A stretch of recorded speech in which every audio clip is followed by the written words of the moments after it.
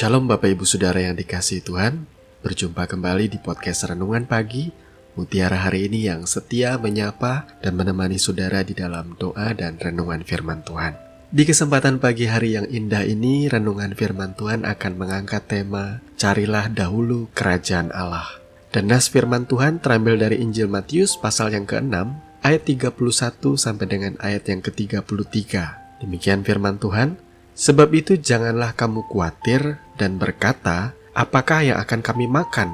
Apakah yang akan kami minum? Apakah yang akan kami pakai? Semua itu dicari bangsa-bangsa yang tidak mengenal Allah. Akan tetapi Bapamu yang di sorga tahu bahwa kamu memerlukan semuanya itu. Tetapi carilah dahulu kerajaan Allah dan kebenarannya, maka semuanya itu akan ditambahkan kepadamu. Amin. Bapak Ibu Saudara yang dikasihi Tuhan, kita mengenal Tuhan Allah kita adalah Allah yang kudus. Dan sebagai umat kepunyaannya, maka kita pun haruslah kudus, sebagaimana Tuhan Allah kita kudus. Makna dari kata kudus itu sendiri artinya dikhususkan bagi Tuhan, dengan cara saudara dipisahkan dari dunia ini untuk menjadi miliknya Tuhan. Intinya Tuhan Yesus ingin berkata kepada kita, hai orang-orang percaya, kamu tidak boleh serupa dengan dunia ini. Saudara yang dikuduskan artinya dipisahkan bagi Allah. Saudara harusnya memiliki cara hidup, gaya hidup, dan tujuan hidup yang juga berbeda dengan orang-orang yang hidup di dunia ini yang tidak mengenal Tuhan. Kalau seandainya saudara sudah diselamatkan, saudara sudah ditebus oleh darah pengorbanan Tuhan Yesus Kristus, tetapi bila cara hidup saudara masih saja duniawi, serupa dengan dunia, apa artinya saudara sudah diselamatkan? Karena hidup saudara justru mencerminkan kehidupan yang sama dengan orang yang belum diselamatkan. Tuhan Yesus memberikan gambaran kepada setiap kita bahwa orang-orang yang belum percaya, orang-orang yang belum mengenal Allah, mereka memiliki kehidupan yang selalu khawatir, memikirkan soal-soal penghidupan. Jadi pikiran mereka lebih fokus kepada apa yang ada di bumi di dunia ini. Dan mereka dikuasai oleh hal-hal itu yang membuat mereka khawatir, cemas, ketakutan. Belum lagi semua orang di dunia ini berlomba-lomba ingin membuktikan bahwa merekalah yang terbaik. Pokoknya fokus setiap orang itu ialah bagaimana hidup di dunia ini berhasil, sukses, kaya raya. Dan dalam cara pandang atau tujuan hidup yang seperti inilah akhirnya doa-doa setiap orang percaya meminta supaya Tuhan memberkati agar aku kaya, agar aku diberkati berlimpah-limpah, agar aku dijauhkan dari kesakitan. Sekali lagi Bapak Ibu Saudara yang dikasihi Tuhan, Tuhan ingin kita berbeda. Kita orang yang sudah ditebus dan diselamatkan dan yang disebut sebagai orang-orang yang mengenal Allah, orang-orang percaya. Seharusnya kita tidak perlu lagi mengkhawatirkan hal-hal yang ada di dunia ini, melainkan kita fokus untuk mencari kerajaan Allah dan kebenarannya.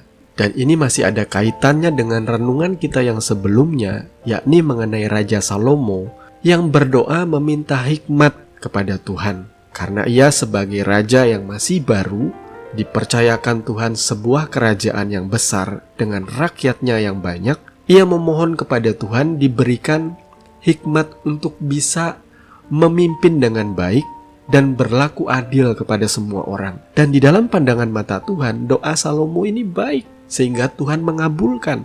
Bahkan kemudian Tuhan menjanjikan bahwa apa yang tidak diminta oleh Raja Salomo, yakni kekayaan, umur panjang, kemenangan atas musuh-musuhnya, kedamaian, semuanya itu Tuhan berikan, Tuhan tambahkan.